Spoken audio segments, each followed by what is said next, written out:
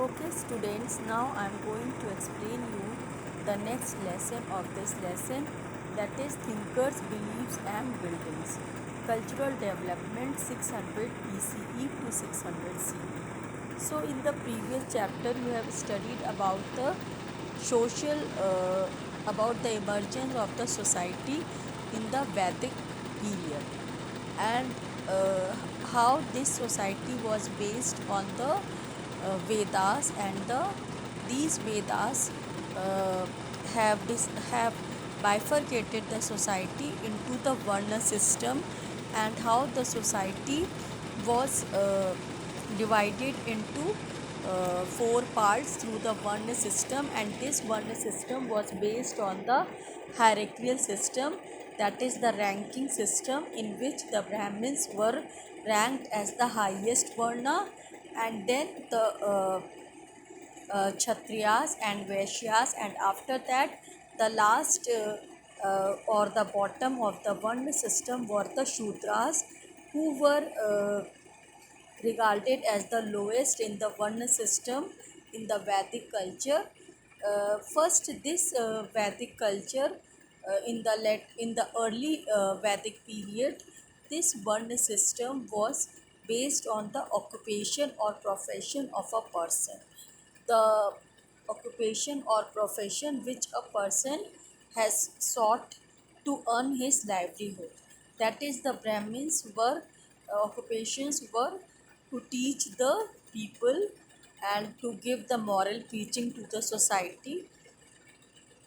So because their work was uh, to educate the people, that is why they were considered the highest in the rank of the Varna.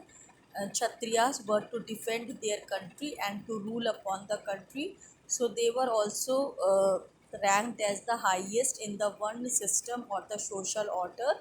The third were the peasants, uh, traders, artisans, who used to earn their livelihood by producing or manufacturing and selling the things.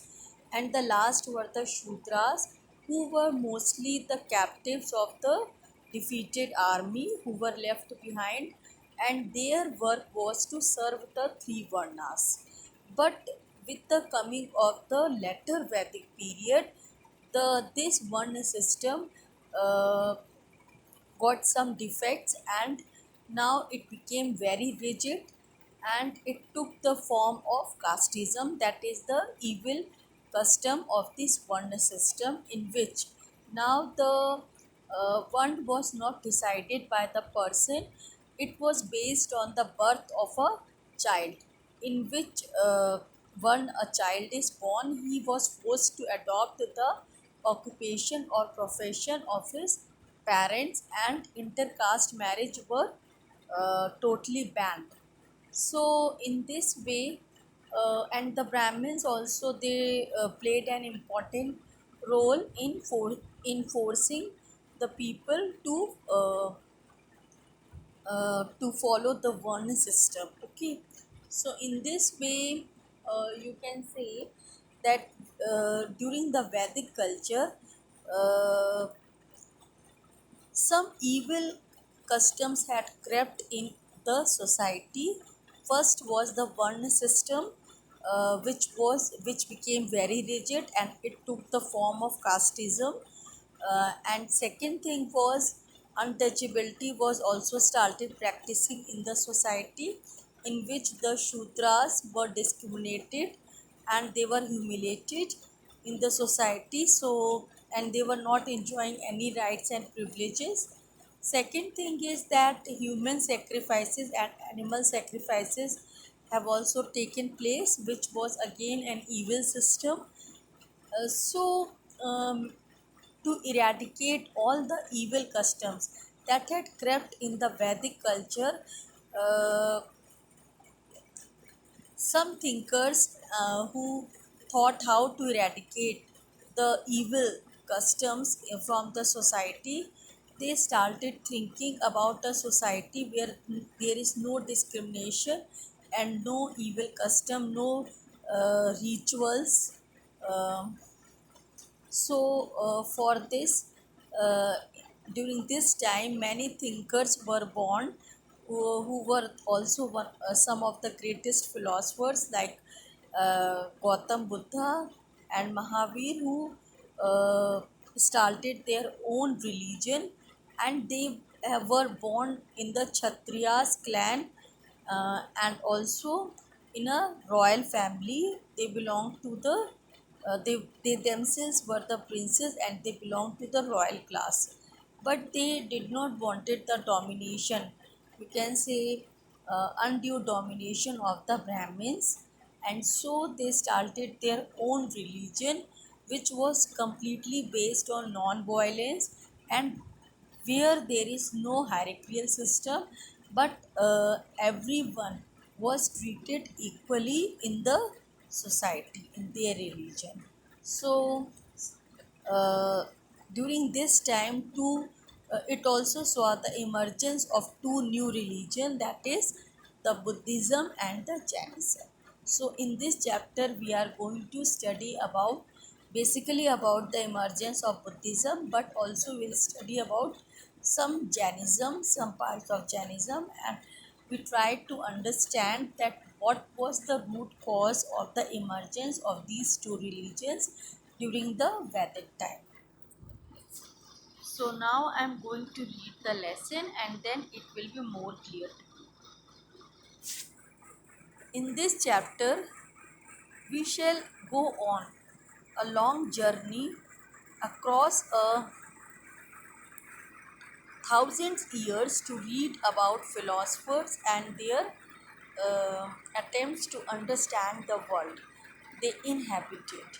We will also see how their ideas were compiled as uh, oral and written text, as well as expressed in architecture and sculpture. So the during this period, uh, religious texts were written basically in Pali and Prakrit, which was the common language of the people, and also Sanskrit texts are available, which was the language of the uh, intellectual scholars like Brahmanas and Kshatriyas, who were the most learned people. Uh, they also wrote many texts during this time, and also from the uh, travelers who visited India, the pilgrims, they also wrote about their accounts in their own travelogues.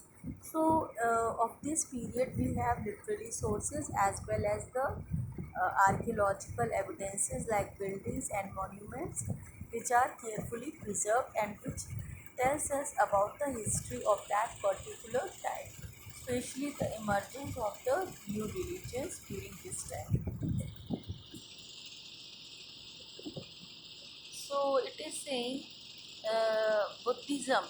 While we will be focusing on Buddhism, it is important to remember that the tradition did not develop in isolation.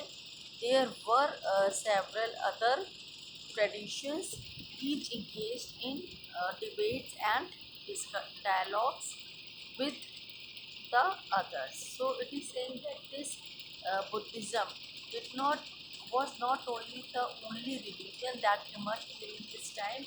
Many other thinkers evolved during this time, and they started their own religion. So Buddhism was not only the one religion that emerged during this time. The sources that historians use to reconstruct the exciting world of their beliefs include Buddhist, Jain, and Brahminical texts, as well as a large and impressive um, booty of material, including the monuments and the inscriptions. Among the best preserved monuments of this time is the Sanchi, which is a major focus in this chapter. So the most preserved monument that we still have and is the national heritage of India is the Sanchi Stupa, which tells much about the history of the emergence of Buddhism.